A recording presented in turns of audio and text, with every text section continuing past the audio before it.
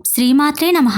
అందరికీ నమస్కారం. వెనకట మన పెద్దలు మనకు జీర్ణ సమస్య వచ్చినప్పుడు, అన్నం సరిగా జీర్ణం కానప్పుడు జీర్ణం జీర్ణం వాతాపి జీర్ణం అనేవారు. అలా ఎందుకు అనేవారు తెలుసా? దీని వెనుక ఒక విచిత్రమైన కథ ఉంది. ఆ కథ ఏంటో తెలుసుకోవాలంటే ఈ వీడియోను ఎక్కడా స్కిప్ చేయకుండా ఎండ్ వరకు చూడండి. వీడియో నచ్చితే మాత్రం ఒక లైక్ ఇవ్వండి. చాలా ఏళ్ల క్రితం మన దేశమంతా అరణ్యాలతో నిండి ఉండేది. ఒక చోట నుండి మరొక చోటికి ప్రయాణం చేయడం అంటే చాలా కష్టంగా ఉండేది. ఎందుచేతనంటే ఆ అరణ్యాలు రాక్షసులకు, క్రూర జంతువులకు పునికి పట్టుగా ఉండేవి. దక్షిణ హిందూ దేశంలోని అడవుల్లో వాతాపి, ఇల్వలుడు అనే ఇద్దరు భయంకరమైన రాక్షసులు నివసిస్తూ ఉండేవారు. వాళ్ళిద్దరూ అన్నదమ్ములు. మనుష్యులను చంపి తింటూ ఉండేవారు. ఆ చంపి తినే పద్ధతి కూడా చాలా విచిత్రంగా ఉండేది. ఇల్వలుడు బ్రాహ్మణ రూపం ధరించి ఆ అడవి వెంబడి వెళ్లే ప్రయాణికులని తన ఇంటికి వచ్చి ఆతిథ్యం స్వీకరించమని వినయంగా అడిగేవాడు. పాపం వాళ్ళు ఇల్వలుడు మాటలు నమ్మి అతని ఇంటికి వెళ్లేవారు. వాళ్ళని స్నానం చేసి విశ్రాంతి తీసుకోమని చెప్పి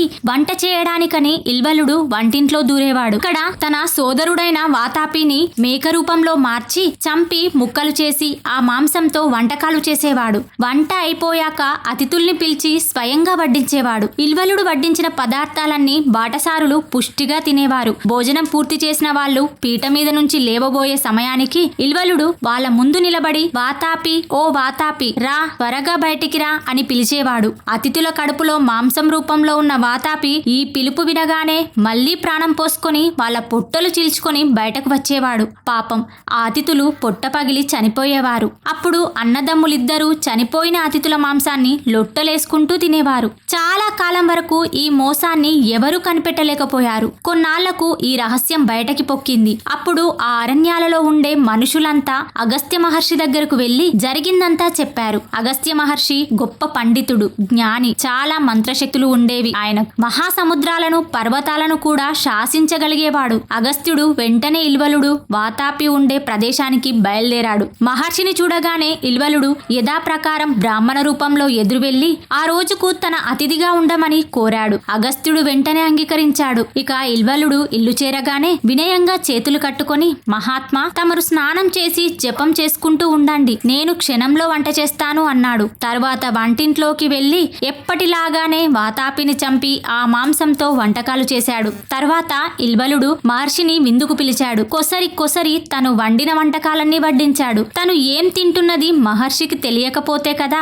ఆనందంగా భోజనం చేసి ఎడం చేత్తో పొట్ట మీద రాసుకుంటూ మెల్లగా జీర్ణం జీర్ణం వాతాపి జీర్ణం అనుకున్నాడు. అది ఇల్వలుడికి వినపడలేదు. ఆయన చెయ్యి కడుక్కోవడానికి లేచి నిలబడగానే ఇల్వలుడు వాతాపి, ఓ వాతాపి బయటికి రా అని గట్టిగా పిలిచాడు. కానీ ఎంతసేపటికి వాతాపి బయటికి రాలేదు. ఇల్వలుడికి భయం వేసింది. అగస్త్యుడు చిరునవ్వు నవ్వుతూ, ఏ వాతాపి నాయనా నువ్వు పిలుస్తున్నావు? నీ తమ్ముడే అయితే అతను ఎప్పుడో నా పొట్టలో జీర్ణమైపోయాడు అన్నాడు. తన ఎదుట ఉన్నది అగస్త్యుల వారని, ఆయనకు మహత్తర శక్తులు ఉన్నాయని అప్పుడు అర్థమైంది ఇల్వలుడికి. వణికిపోతూ మహర్షి కాళ్ళ మీద పడి, మహాత్మా, దయచేసి నన్ను ప్రాణాలతో విడిచిపెట్టండి, మరెప్పుడూ ఇటువంటి పాపం చేయను అన్నాడు. తాపసి దయతలిచి సరే అన్నాడు. ఇల్వలుడు మరెప్పుడు ఎవరిని చంపనని ప్రమాణం చేసి ఆ అడవి వదిలిపెట్టి వెళ్లిపోయాడు.